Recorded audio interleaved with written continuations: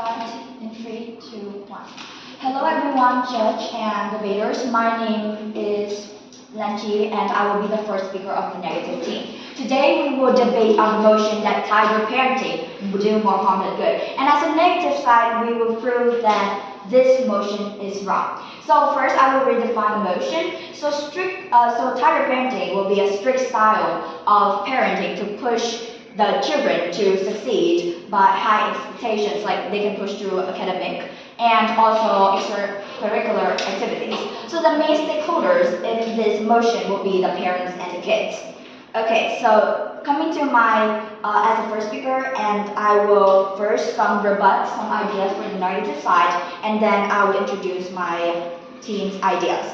So first, you said that tiger parenting will have risk of anxiety and stress. But you haven't mentioned how can they get this? Why? So stress, okay, but from what? From their controlling or what? I will say that please explain more about this. And second, you say that you define emotion as no social media. However, there are no exact definition that this says no social media. If yes, then the parents can see what their children watch and is it bad or not, that is absolutely fine. You also say that this tiger parenting will create a relying on parents. But like tiger parenting will create a self-discipline that will make when they are older, when they are alone, and that will help themselves, not exactly relying on their parents on their whole life.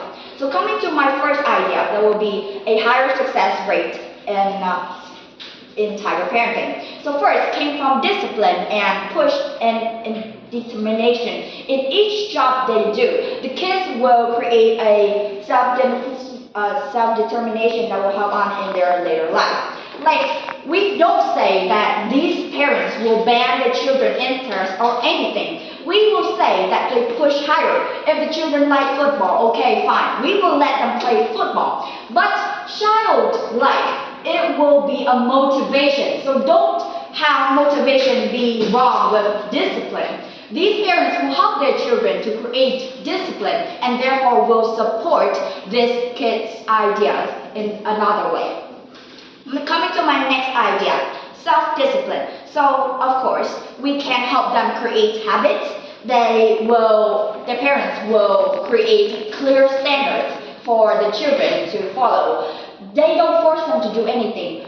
They will create clear standards, and kids will themselves create a good method that can meet those high expectations.